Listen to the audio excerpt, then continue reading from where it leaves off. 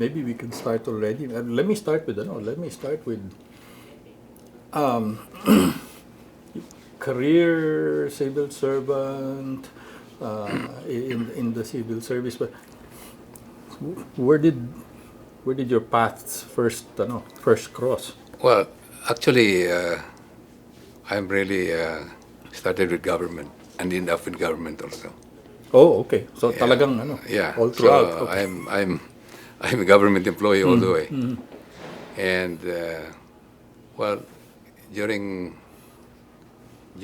Coris time, I was recruited by Sonny Dominguez then to be part of his team in the Department of Agriculture. Okay.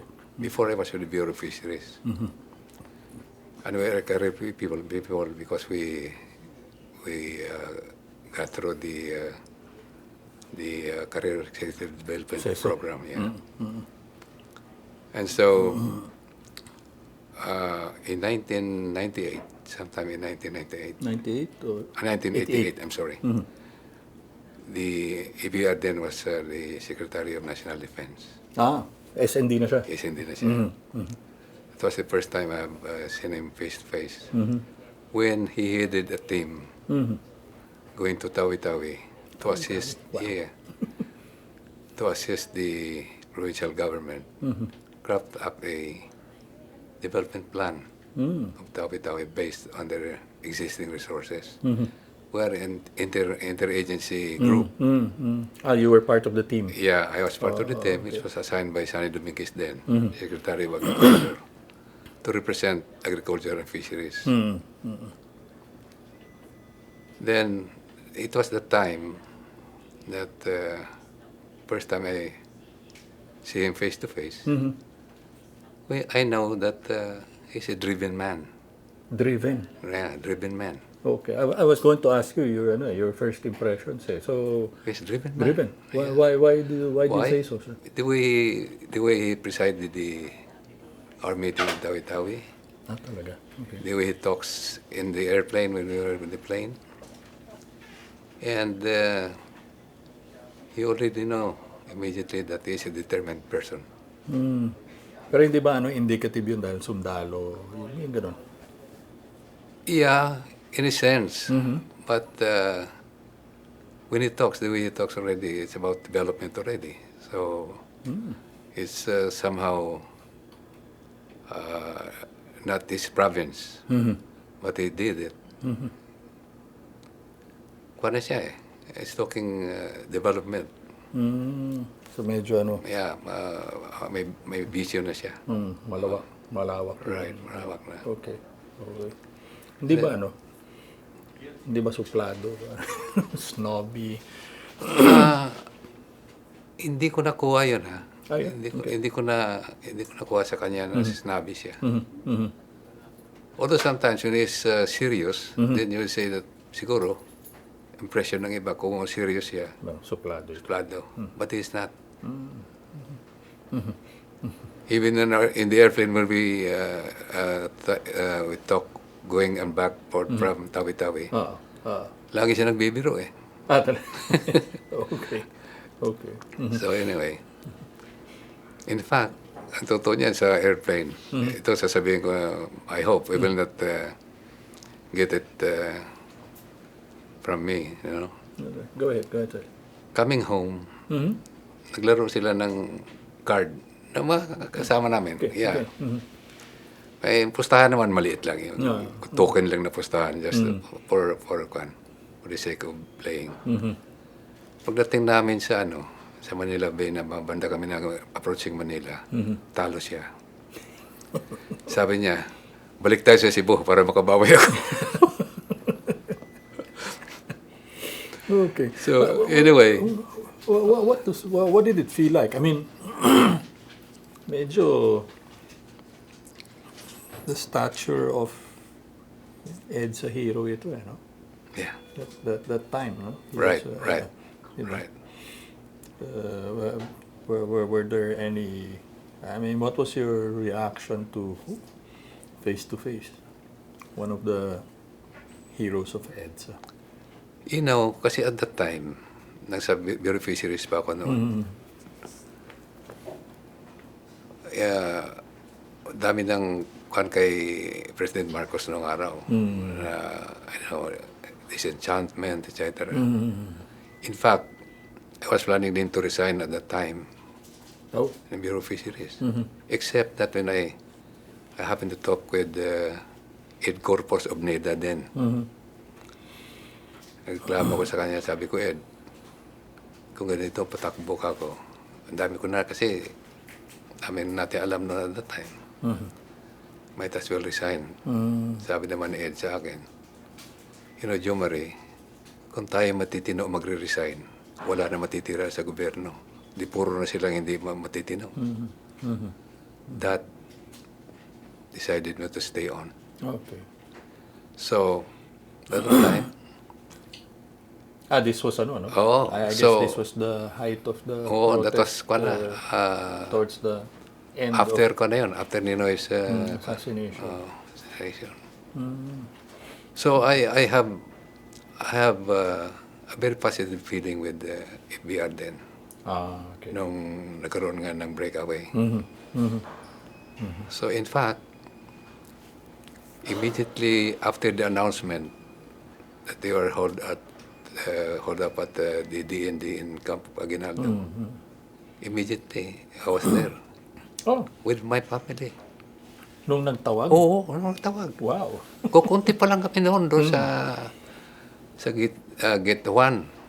Doon sa several hundred pa Oo. noon. For the first Kukunti pa hours, lang ano? kami. Yeah, the first hour. Mga kwan lang yun, mga 5:30 in the afternoon, andun na kami. Oo nga, first hours. Yeah, first time. Wow. Kasama ko noon, kita ko ron was Ping De Jesus. Ay naging kasama ko yan. secretary. Ay, si Ping De Jesus ang lecturer namin sa CSDP noon. Oh. So noon kami nakikita.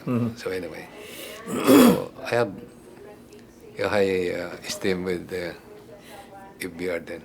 Up to now. Up to now. So that first encounter, you were working together actually. Right. Were there other instances? May mga ibang pagkakataon ba na you were able to work together again? Yun, tulad Yeah, nun, may mga fast. meetings kami, subsequent meetings that. In So fact, eventually you got to know. after several meetings, namin ay talagang I know that he's a very hardworking leader. Ano yung mga napapansin mo? I mean, yeah, people have told us their own Very observations, very thorough siya. thorough. Yeah, he has eye for details at the same time. That is why I'm glad that I have a chance to work with him. And working hard with him, he will demand the same that you have to work hard as well. Sabi niya. And then, sabi ko nga, then I proven myself right. Because he was what we called a slave driver. Taskmaster. Hindi And nga, then, totoo. or in the technocrats lingo, TOB. Task-oriented bastard. Oh. Even to himself. Even to himself. He worked the hardest. The people have told us that his day starts at 4 in the morning and ends really late Yes. at night. You've seen that? Oh yes, because before 7 o'clock in the morning, the fax machine in the office, or the notes of the whatever found in the newspaper, which has something which concerns your department. Oh my, talaga. There are notes already. Then you have to give him information about that 10 o'clock in the morning. Talaga. Pero ito yung Pangulo na siya doon. Oh yes, he Yeah. was a president then. Was president then. Oh yeah, and you were. Well, you were. he was he appointed Bobo Sebastian as the secretary then. I Siya was yung the first secretary. agri-secretary Yeah. niya. Then I was the undersecretary of Bobo. But you were USEC all throughout, di ba? Oh yes. It's No, Pero- ASEC from Sanay Dominguez. Yeah. then Yosek FVR, and then San Escudero. Sebastian, and then San San Escudero. Escudero, you were also. Right. Okay. Right. Talaga, tell me about the facts. The marginal notes. Oh yeah, if there are in the newspaper that concerns your department, he have marginal notes asking why, what's this all about. He wants to get the feedback from you. What's this all about? So you have to fax it over to him by 10 o'clock in the morning. Talaga. Ang iksi nung window, ha? Yes. 3 Yes. hours. Oh. That's how he worked. And that happened every day. Every day. Every day. Every day for 6 grueling years. So I suppose You know- you were tasked to ikaw yung ikaw yung may responsibilidad na tingnan yung mga yun. Because yes, because every time Bobo Sebastian leave the country, I always Ikaw yung the officer in charge, the acting secretary. So, in fact,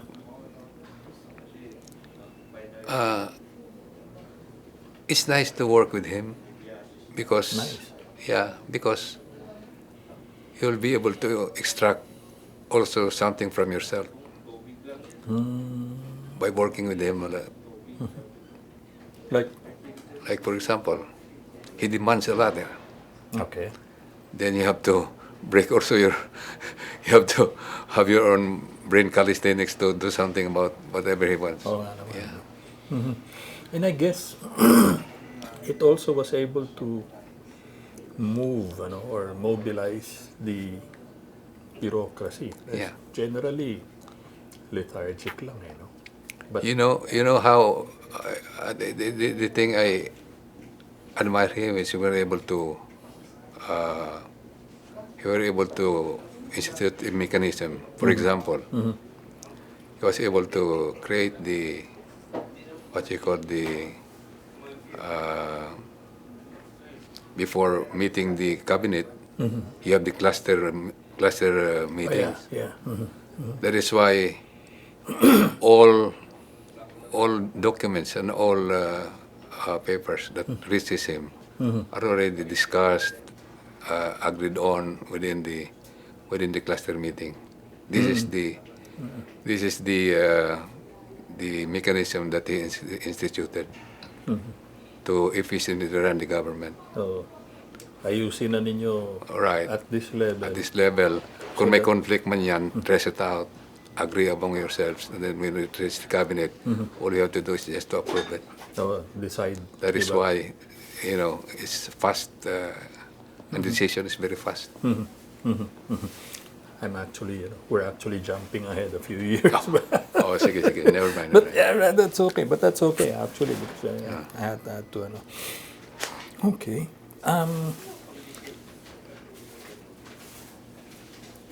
So you were working with him in various interagency Yes. committees, task Right, forces throughout the Aquino administration.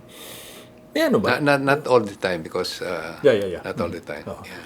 What I mean is what I'm trying to elicit maybe is you've already mentioned that he's driven, that he has a terrific work style, Yeah, diba? right. Was there anything else that you remember from that period that may have set him apart from the other cabinet, his colleagues in the cabinet? Well, maybe I think one of that is, well, of course, he's a hardworking. Yes, he has the intellectual capacity. Oh, okay. That I can attest to. Nag-aaral, Yeah, Highly well. nag-aaral. At saka, he's not satisfied of half-baked proposals or whatever. He really read a lot, and he read a lot. That is, I think, one of his secrets. Very voracious reader. Okay. Wait. Did it ever occur to you that tatakbo siya or that he was I gunning for higher position? I think I have inclination to believe in that because Talaga?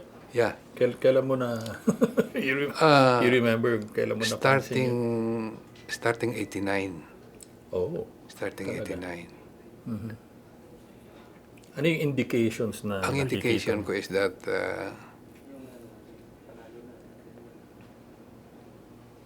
he meets several groups, which is not actually even outside government.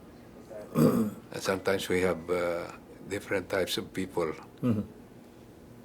and maybe I would say that when he bring out his thoughts, always already in the higher plane.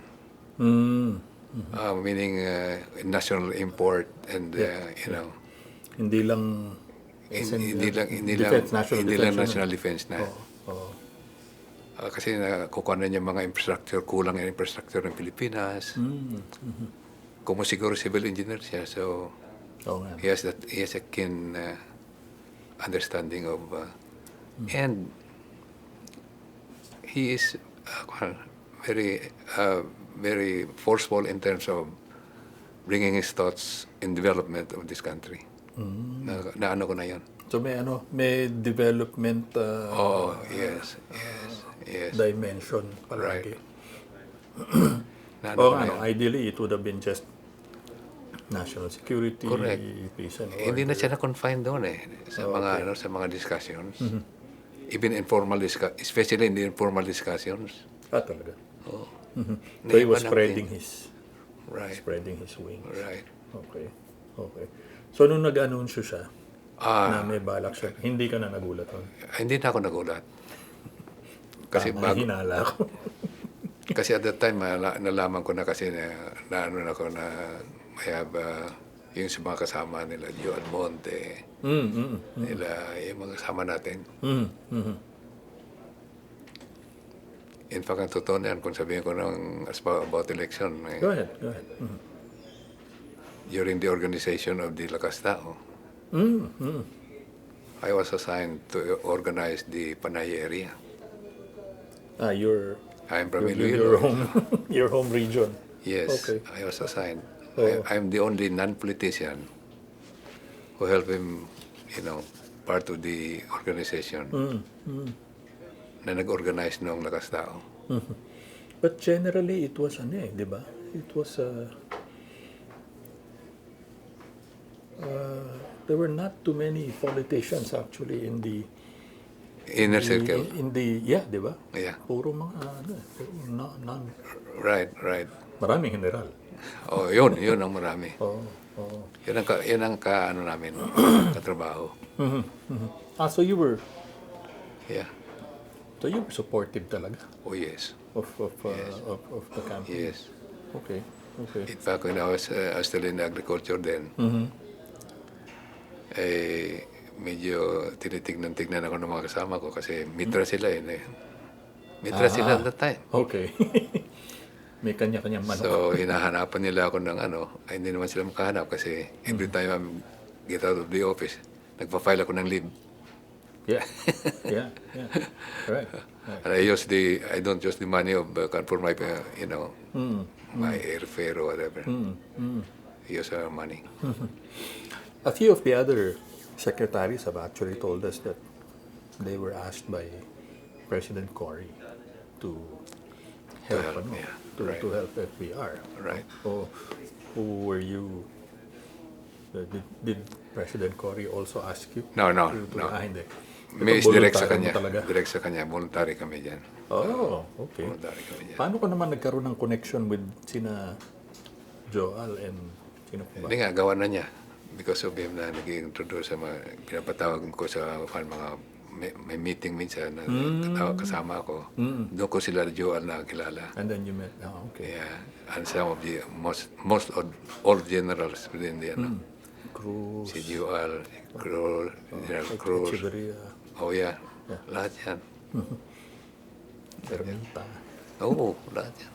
Kasama ko yan. That's why ako nga na-assign sa kwan eh. Sa Panay. Sa Panay. But the problem there was, Si Win Haro pa yung aming treasurer noon. oo nga. Si Win Haro ang treasurer. So how did you take to the laws? I mean, if you remember, FVR had to join the LDP. Nakipagsabayan siya doon sa Oh yeah. primary. Doon sa ano, doon sa primary nila. Yeah, with the Speaker Mitra, and he lost. Oh yeah. Right. That's why that was the time when we organized the Lakas Tao. Ayun na yun. Yun na yun. So, right after that. you didn't see it as a loss? No, because alam namin at that time na iba ang karisma niya eh. Oh. Iba ang karisma niya sa kwan. Kasi Mitra kwan kasi came from yung Marcos and then yung mga traditional politicians at that time. Na iba ang kwan ng tao. Na iba ang thinking ng tao at that time. So, And there are politicians also then na talagang ano naman sa kanya. Even in Panay. That's why I always able to organize because of some politicians also. Oh, plus it's also the home region of Manang Mrs. Mrs. Ramos. Ano? Yeah, that's right. Oh. Right. So tell me, how was that was a bit difficult, because It was. you had, diba, as against yung established Correct. political Correct. machinery. Correct. Diba? Correct. Nung iba. How did you manage? Well, our belief then was that he has his own bailiwick and he has his own followers in the electorate. Kasi kasabay nun si Miriam pa eh. Oo nga. At saka si Mitra. Problema sa lugar ninyo yung laban nila ni Miriam. Yeah. Because home region ni... Tapos kaklase ko pa yun si Miriam. Oh my. Kaklase ko sa high school yun. Oh, really? Kabats ko yun sa high school. So, how did you manage? Well, in fact, we campaigned with tight budget at the time. It was only, I think, about a month or so ago, before the election, or even less than that, na nagkuha na yung yung survey. So, may mga source na ng contributions. And kasi ang establishment, which is Mitra, nahati din ni Miriam ang boto niya eh. Oh. Kinain din ni Miriam parte ang boto niya. Right. So you played the numbers. Oo, yun ang dyan. I played numbers. And there are businessmen, yung mga local businessmen in provinces, na ang kanilang belief is also he will be a good president to run the country. Non-traditional eh. Yeah. At that time. And you tapped hindi political organizations yung tinap ninyo. Hindi. Puro mga Yung civic. Right. Yan, mga civic at saka yung ordinary people, you have to organize them. Oo. Hindi talaga yung mainstream politics. Oo, kasi yung mainstream hawak na ng mga Correct. malalaki. Ano yan? NPC, Correct. LDP. Oh. And then sino pa ba? LP, no? Right. Salonga. Tapos, at that time. All right. So he won. So he won. Small margin, but Yeah, I he won. mean, he won. Ano? That's right. You came back to your regular job. Hindi ka ba kinausap? Were you In fact, hindi man ako kinakausap ng mga kasama ko sa DA. In fact, when he won, most of them called me up, yung mga undersecretary at saka ASEC, because I was ASEC then. Yeah. In fact, one of them told me, sabi niya, Joe, mabuti ka pa. Hindi ka nagtatago. Yung amin dito, kunyari may tres sila, pero hindi naman pala. Pero ikaw, sabi niya, kon ka. Sabi niya. So that's it. Sabi ko, ganyan talaga. Itataya tayo kung saan. And you did, ano? I did, yeah. Right. Sabi ko naman, kung hindi nanalo si Kondi, okay lang. I have to go. Yeah. Said, Yeah. But you did it on your time. yeah. As I you did. said, ano? So, paano na ngayon yung ano? Was he more active now that he was already he was president? Tell me about yun, the first ano, the first few months. Na, Well, the first few naging months, Pangulo siya. busy siya in trying to, ako, the way I look at it, trying to reconcile and unite the, the mainstreams. Yeah. Kasi I think, gano'n naman dapat talaga. Hindi pwede yung divided ang country. Because mahirap naman yung hindi ka maka yung ang governance mo ay hindi pwede magano diyan kung divided ang country. Yeah. Because every time you propose something, a lot of oppositions will So I think he's busy himself. Well, of course, number one is to organize his cabinet. Government. Yeah. In fact, one early morning meeting na napatawag siya. I was with Sheila Habito then and two other people. In one of the small rooms there in the Burloloy. Okay. And then it happens na I brought out the idea, sabi niya, sino kaya who is best to head the UP? UP at the University of time. the Philippines. Right. Okay. So, immediately it struck me, kasi previous to chorus time then, punta ako sa Kwan, I was in Taiwan with a group. We visited the Asian Vegetable Research and Development Center, which was headed by Emil Javier. Oo nga, no? Sabi ko, bakit dito si Emil, vegetable lang ito? So parang ginayang ako, so it struck me out. Sabi ko, hindi ako nakapigil. Sabi ko, sir, si Emil Javier siguro, sir, baka pwede. Doon sa meeting namin. Okay. You recommended? Or Hindi ko naman ni-recommend. Bining out ko you lang just yung mentioned pangalan. out the name. Binention ko lang ang name. So narinig ni FVR. Narinig niya. Narinig ni Shell. Narinig nung... And then, the rest is history. Oo. Siguro nag-decide siya. Naging UP si Emil. Kasi sabi ko, sayang, imagine. Andun siya sa Vegetable Research Center sa Taiwan. Yeah. Bakit hindi sa Pilipinas? Tapos education pa. Oo, tapos education pa. So yan ang pag-organize na. He's very keen in selecting his cabinet. Oh, yeah, tell me about that. I mean, di ba? I mean, ikaw, seso ka, no? So you're fairly aware of how people select. Lahat naman, ang napili niya ay talagang suited doon sa kanilang where they were, tulad ni Johnny Flavier.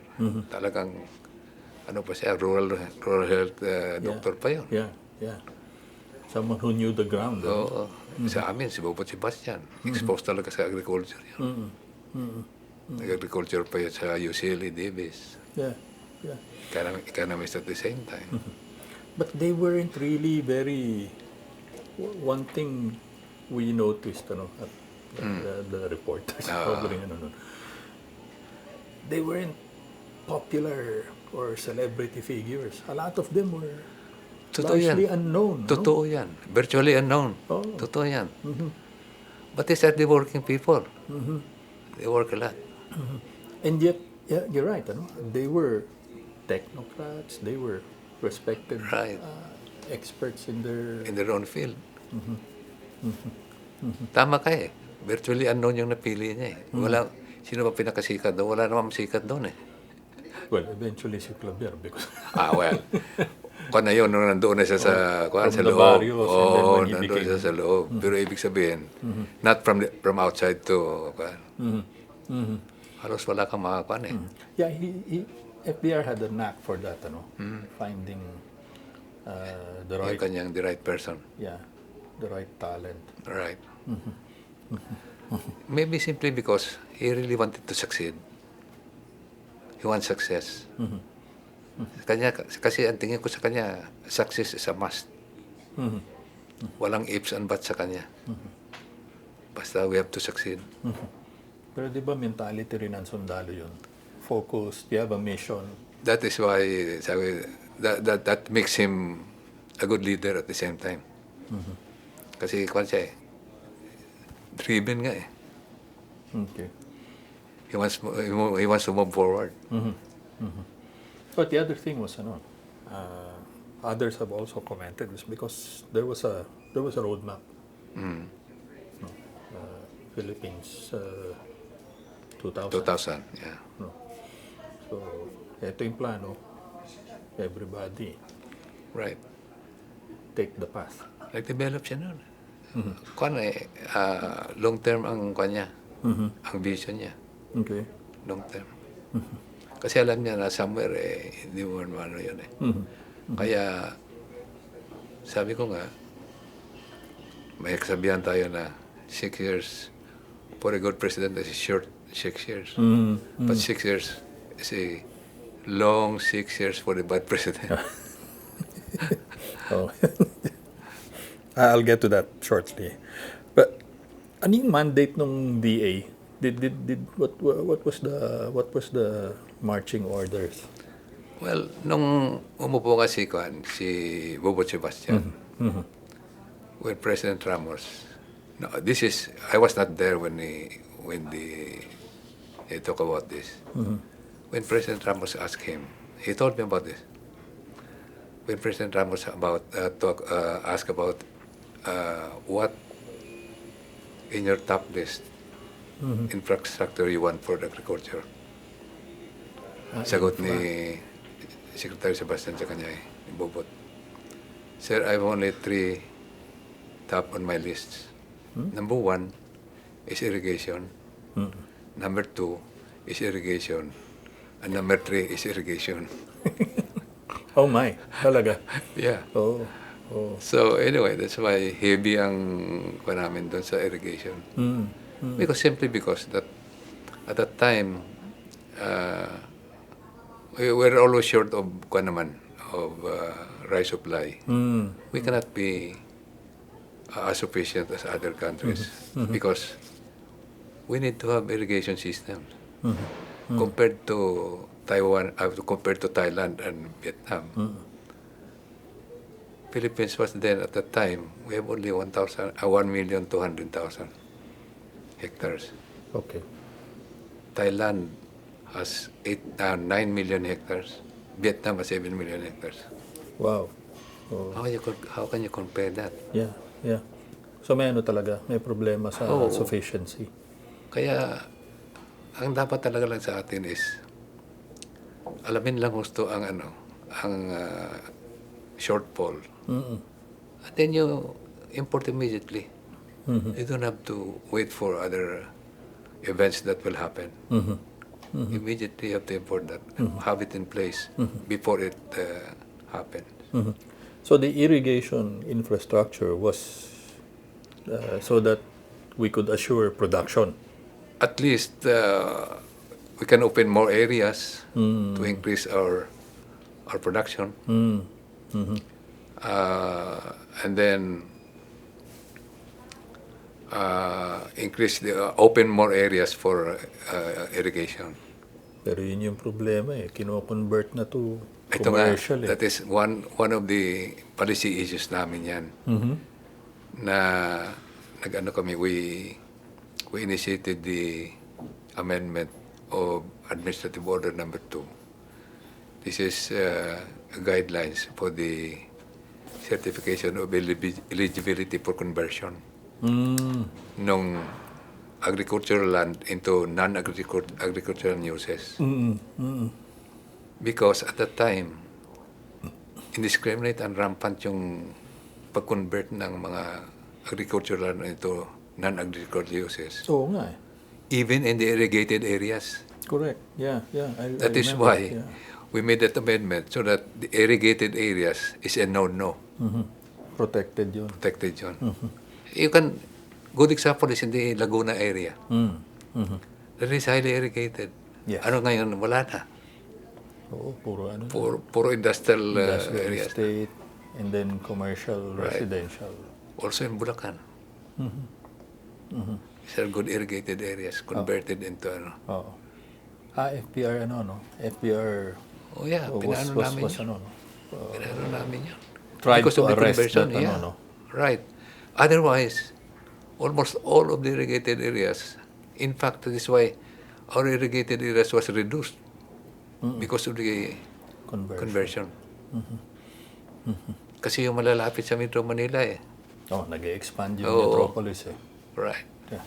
Into residential, industrial.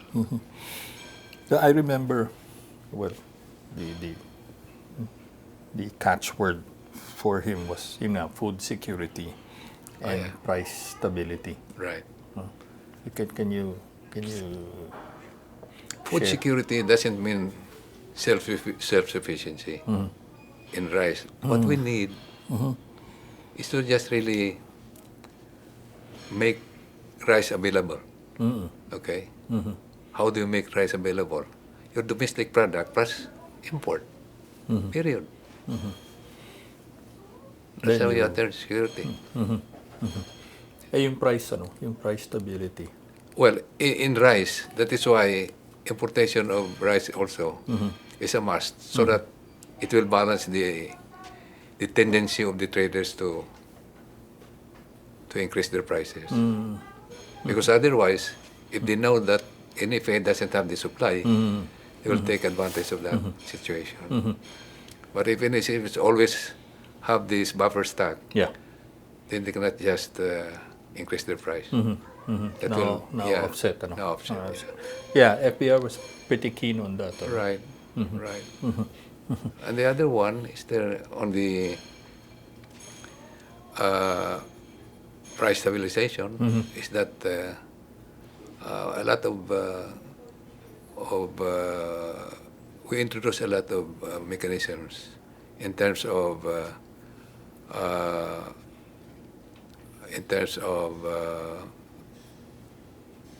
eradication of pests, so that it will not destroy your plant. Okay, so those are the mitigating measures that we established. Right. I remember also, let me just rattle off a few. AFMA, the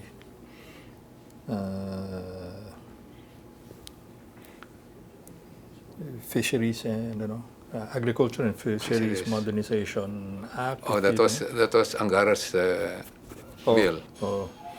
Yeah, So- he didn't want us to be just. Oh yeah, Just that's why. rice That's lang, why. ano? That's why to give farmers alternative also, so that if you classify this area for commercial crops or high value crops, they can do it. We help them. Yeah. So in short, we taught the farmers how to maximize the use of their land. Of their land. Right. And then we gave them crop insurance. Yes, crop insurance, and we assisted them in terms of their financial and credit assistance through Land Bank also, Land Bank, Kidan Corps, cooperative banks, and other financial intermediaries. We helped them. We assisted the farmers and fishermen. Yung tariff law, merong agriculture tariff Oh law. yeah, binalansin natin yung mga tarifications sa agricultural products para we can bring in other products also to augment our Local shortage. production. Yeah. At hindi naman madihado yung Right. local That's correct. Hindi naman maproteksyonan naman yung ating local farmers. Local farmers. Okay. Okay. Now, the reason why I mentioned those measures is because FBR came out with yung LEDAC, if you remember. In fact, that is one of the best mechanism he ever had. That give give him a way to come up with the efficient way of passing bills by a continuous interaction with the legislative branch and discuss with them the importance of the measures that we are going to bring to them for inaction. It was similar, I guess, to nabanggit mo na yung cabinet cluster. Oh yeah. So hindi that's a executive mechanism. Yeah. Yeah. Itong LEDAC naman, executive legislative mechanism to harmonize your thinking in terms of whatever measures you want to pass. Yeah, if I remember, ito yung dito pa lang sa meeting nung Cluster. key legislative leaders and their cabinet counterparts na flesh out na yung Right. issues. Right. So how did it work? Give me an example. Hindi kasi, hindi ba we have a executive, we have a legislative officer naman. And in every department, there's also a legislative guy to handle legislations. And, yeah. Oh, okay. In fact, I'm one in the day I was the one involved there. Okay. So every time we have, wants to pass a bill that is discussed with the legislators, because if you notice, the LEDAC is meeting every Wednesday. Yeah, weekly. Every Wednesday, yeah. So most of the measures will be agended, and there can be discussed in that meeting, Wednesday meeting. That is why, if you will notice, Tuesday is cabinet meeting, but in the morning is the cluster cabinet. Cluster, yeah. Oh, okay. So every time there are conflicts, we have to trash out all the conflicts in cluster, and then noontime cabinet meeting up to whatever time. And then the following day is the LEDAC. LEDAC meeting. So actually, preparation yun so right. that you're able to meet with congressional. Yeah. You remember that? It wasn't just the majority or yung friendlies, pati yung No. pati yung minority. Including minorities. Including minority. In fact, present always there is either the Senate President, Majority Leader, Minority Leader, and other congressmen who wanted the bill to be discussed with him because they are the chairman of the committees concerned. That's one very good mechanism. He liked doing that, si FBR. Ano siya eh? Because of his CSW, ganyan siya eh. CSW? Teka, I've been hearing that from everyone else. Tell me your, Complete stop work. Okay. Meaning, your version of CSW. yeah, complete stop work yan. He wants people reaching him na wala na conflict. So that means you have studied all the seeming conflict areas with other in cabinet, with other kasi may cluster eh. Economic cluster, security, social cluster, etc. So almost all of that member of the cluster have something to do with whatever you want to pass. Yeah. So you have to discuss all if there are conflicts as far as other agencies are concerned. You have to trace that out. You have to agree. So that once agreed, dispatch it on to the cabinet for approval. So that's how it works. Na-plancha na. Wala nang gusot. Kasi dati kasi, before that was created, pagdating siya ko nag-aaway pa, doon nagdi-discuss sa cabinet. Doon tinitrace out sa cabinet. Yeah. Waste of time, sabi nga siya. Waste of time. Yeah. Waste of time yun. Oh. Kasi babalik pa rin kayo eh. Yeah. Pero kung doon sa baba, na-trace out na ninyo, pagdating sa kanya, go or no go na lang yun. Yeah. So, mabilis. So, doon sa clusters, And may ano pa yan, may ugali pa yan minsan. Aha. Nag-iikot doon siya sa cluster meeting. Yeah. Oh. Ano yun, he would check on the Hindi naman, progress or... nakikinig na kukuhan. Baka meron siya maikuhan din. Oo, may kuhan siya. Yes, kuhan.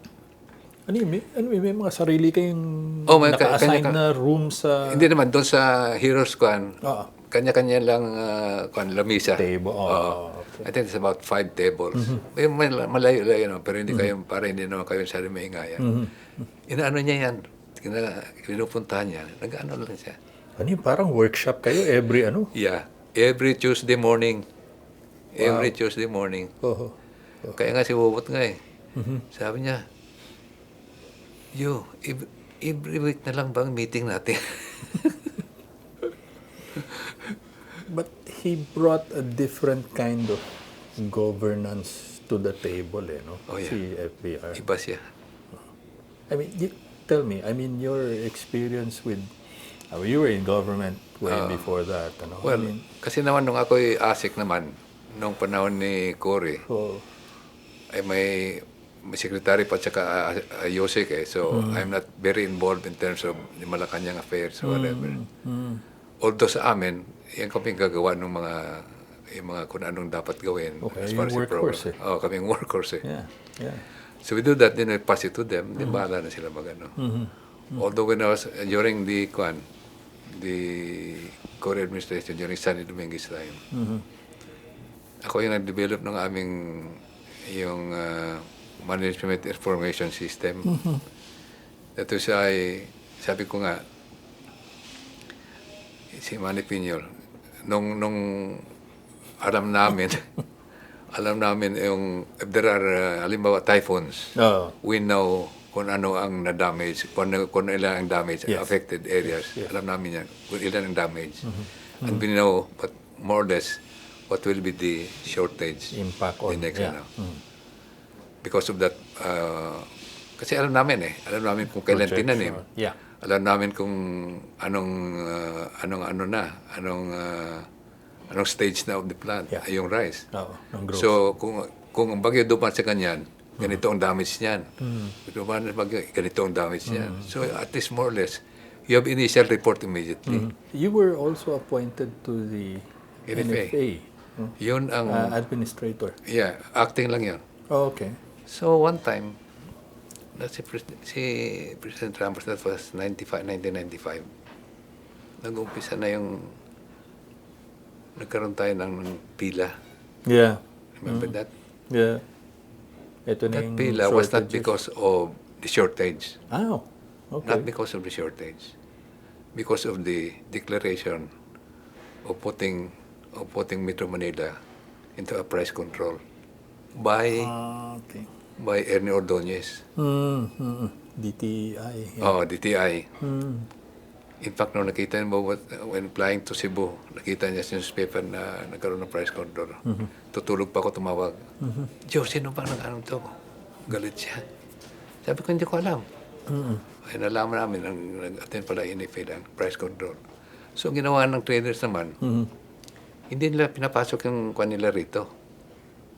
Ang bigas sa Metro Manila. Yeah. Bulacan lang, sa mga peripheral right. ano lang. Peripheral. Actually, wala tayong shortage. Tight nga lang ang ano. Nagpasok si Bobot ng humingi silang ipapasok 200,000 metric tons. In fact, ang pinasok na is only about 190. Oh, okay. So pagdating ko from Argentina, sabi niya, Joe, nagpasok ako 190, may balance pa dyan. Tapos napunta siya sa Canada. Ako na yung Undersecretary, ako na yung administrator ng NFA. Ako pa yung acting secretary. Yeah. Oh, I see. Acting. Ina-point nila kasi ako, galing si Biano sa abroad. Tapos, that was Saturday. Nagsalubong lahat na cabinet sa airport. Yeah. At nag-meeting sila sa airport eh. Yeah. Ako naman ay hindi pa ako na-appoint. Nagpunta ako sa Bulacan, Ibasiya, Tadlac, to see the Sitikpan, yung supply. Binibisita ko yung mga budiga ng mga kan eh. Yeah. Yeah. And then in the afternoon, binomonitor ko sila sa radio. Then finally, natapos na. Pagdating ko sa hapon, mag-report ako sa kanya. Kay FVR. Hindi, kay Bobot. Oh, okay. Sabi nung security niya, "Sir, kanina pa kayo naantay." Sabi ko, "Sige, mag-report ako sa taas." Padre ko. Ako sa Diyo, hindi ko malaman kung i-condole kita or i-kwan kita. I-congratulate. Sabi ko, "Bakit mo?" Ito, handwriting niya, in-appoint ka niya ng, "Ha? Hindi tayo nag-uusap niya ako." Tapos tinawagan ko ito. Sabi ko, "Sir, bakit naman niya ako sabi niya, hindi, kaya mo yan." You spoke with FBR. Tinawagan ko Okay. "Kaya mo yan." O di kaya. So that was it. No specific instructions. Wala, basta... He expected you to do... Well, alam naman niya may gulo. Alam niya kung anong gagawin mo. Well, lucky enough naman. Nung naman sabi niya, nag-meeting kami lagi, almost every day meeting ng short days kung paano maalis ang pila. Yeah. Maniwala ka, Toby. That was, I think, to me, that was the height of my career. Oh, you solved it. Napahiya ako Ha? Bakit? Napapahiyak ako. Oh. Sa hirap. Oh. Could you imagine? Papasok mo yung, gusto, meeting kami sa Malacanang, meeting kami sa Arligi. Gusto ni Joel Montes, Tony Carpio. Magpasok ako ng malaki. Sabi niya, political survival na natin ito, JOEMARI. Yeah. Sabi ko, hindi. Usapan namin. Wala naman tayo shortage ka ako Tight lang ang supply. Gawa lang nitong That one statement. Right. Tapos sabi ni FVR, sige, assign ko sa iyo siya NBI at saka police. Sige, sabi ko, "Sir, sige." Para walang mag-hoard. Hindi, parang pwede kong pabuksan yung mga buligan nila. Exactly. Yeah. Tapos nagtawag ako ng meeting ng mga traders one morning. Doon sila lahat, about 18 of them. Sabi ko, "Gentlemen, sabi ko ito usapan lalaki ito. May papakusap ako sa inyo." Sabi niya, "Sir, pero sabihin mo naman sa NBI at saka sa police, na wag na muna sila mag-read." There, tinawagan ko sa pareho. Si Mison sa NBI, si Sarmiento sa PNP. Yeah. Dinig nila. Sabi ko, "Stop muna natin yung raid ng mga bodega." Yes, sir naman sila. O yun, nadinig nyo Ito ngayon, pakiusap ko sa inyo. I want in 3 days time na mag-stabilize ang supply dito sa Metro Manila. Kung hindi ka ako, bahala na ako sa inyo. Monitor ko kayo. First day, may pumapasok. Second day, dumami. Third day, wala na pila. Stabilized. Oo, wala na pila. They were properly motivated. Tapos, tanong siya, "Ano ginawa mo?" "Sir, wala naman. Tinakot ko lang sila." At saka hindi naman dapat sila natakot lang sa press control. Yeah. Oo nga, no? Because they would lose also. Kasi naman, bumili ka ng mataas, tapos ibinta mo sa di lugi. Lugi ka. No, yeah. No Pero naman one. ang kanilang So Two things there. Two things there. One is, and you mentioned it earlier. No? FBR had the knack for finding the right man for the right job. Obviously, he saw you as the right man for the right job. Well, siguro kasi nga naman, baka nakita niya nung nag-organize kami ng nung kampanya niya, na I was able to organize the Panay area. Alam mo With kung magkano? nearly zero. Bibigyan ka ng 20,000. Pamasahe mo sa aeroplano, tapos pamigay mo pa doon sa pagkain ng mga mitingin mo. Pero akin naman, sabi ko, pagdating ko ng mga kapatid ko, sabi ko, chip in tayo dito. So, siguro nakita niya how I was able to organize na nakakuha siya. Nakita naman niya yung mga tao doon na may enthusiastic sa kanya. So, siguro sabi niya, hindi, okay naman siguro. So that was it. Now, the other thing was,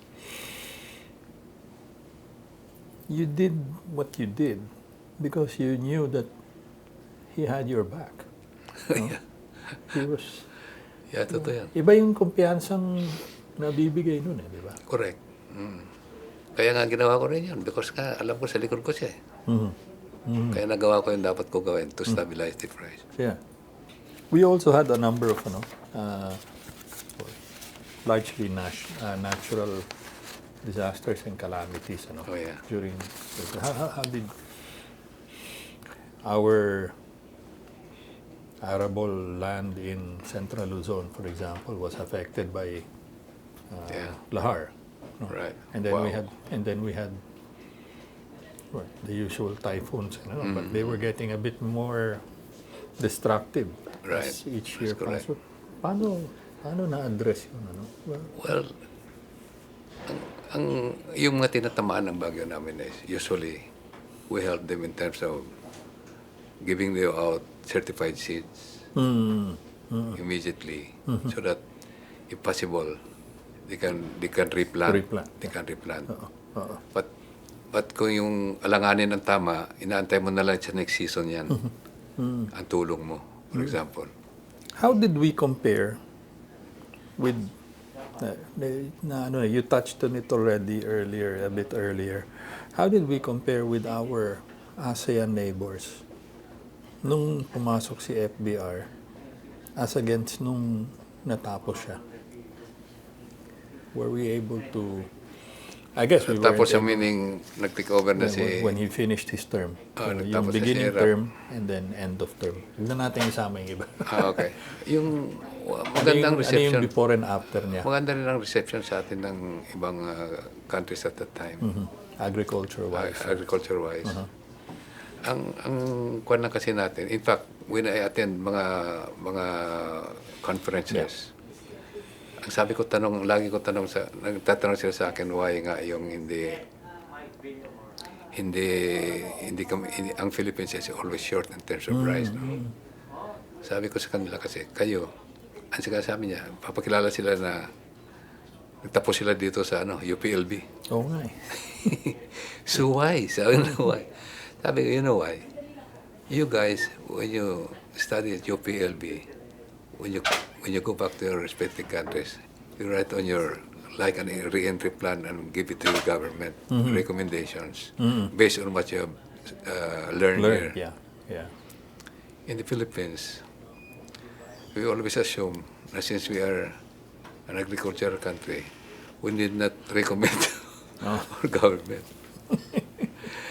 And besides, Thailand is lucky enough because their king is a knack in agriculture. Sinuport niya talaga ang agriculture nila. See what happened to them. Agriculture, ang irrigation nila, katakot-takot. So, actually, that's what I'm telling them, that we lack irrigation. Hindi lagi tayo pinupunduhan kasi ang problema natin. And besides, the other problem we had, maski may pera tayo, we cannot really just build irrigation somewhere or whatever. You know why? Wala na tayong tanim sa bundok. Wala nang kahoy. Yeah, Denuded na. Wala na. Yeah. There were attempts actually to allow him to seek a second term. Kung naalala mo yung pirma at saka yung People's Initiative. Again, ako na naman ang in charge doon sa Panay. Negros. So you were involved in that? Okay. Yes, again. All right.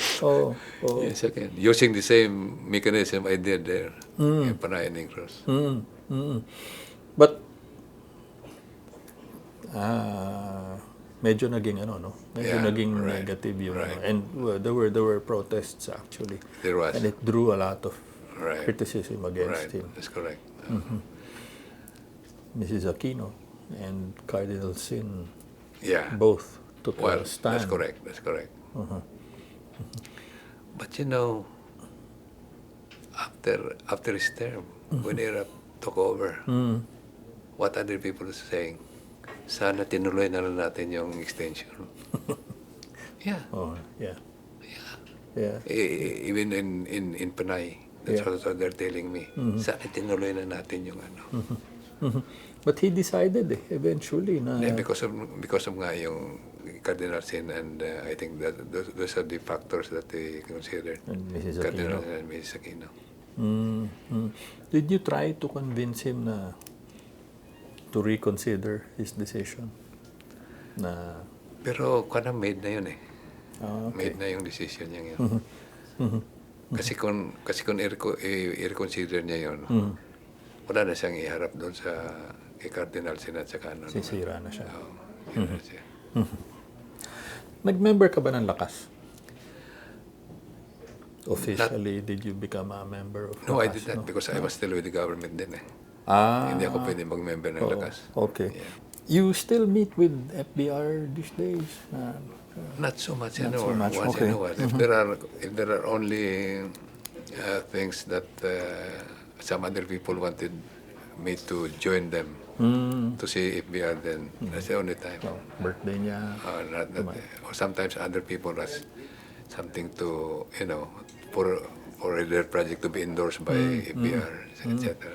Or they seek advice. Right, seek advice. Not these days. Ano na pagkukwentuhan niyo pagka nagkikita kayo? Minsan minsan babalik-balik pa rin sa mga yung kumbaga sa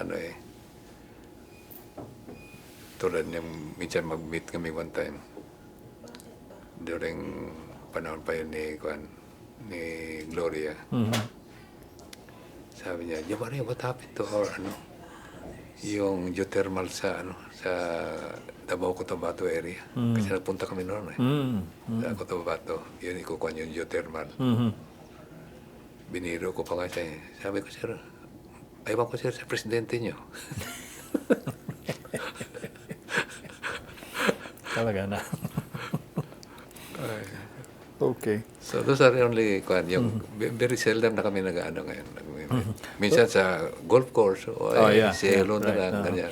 But what do you remember most from your tour of duty with the FBR? Meron ka ba nung most memorable FBR moment? Alam mo, ang most memorable kung nangyari sa akin during FBR time, my length of service. Oh. Kasi lagi kong inaano sa ulo ko, yung 6 years ko na sinervisyo sa gobyerno during FBR's time, is equivalent to 20 years of my service din.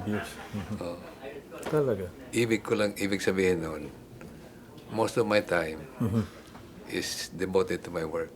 And very demanding ang trabaho noon. Because remember,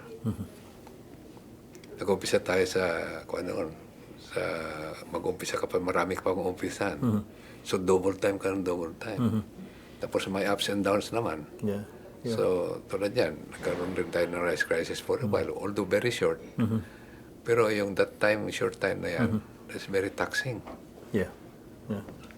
Very, sakit sa katawan. So, Those are my memories. And then, of course, yung mga recommendations mo na na-accept, ina-accept niya mga recommendations, but magaan sa puso mo na feel good. I feel good. Yeah. At saka, to top it all, ano naman siya compassionate naman yung tao Talaga? Hindi na, baski siya task-oriented bastard. Compassionate naman siya. It taps your shoulder, taps your back.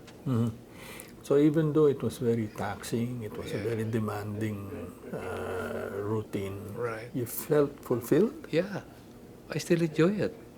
Maski ang masakit na katawan ko.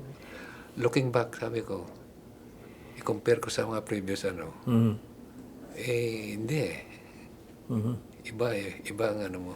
Ang kakanda maski hirap ka, nakikita mo yung result. Okay. Nakikita mo yung result. Would you do it again? And then pag nakita mo yung again, at this stage of my life, maganda nakita mo result, kikita niya, ano naman siya, very appreciative naman siya.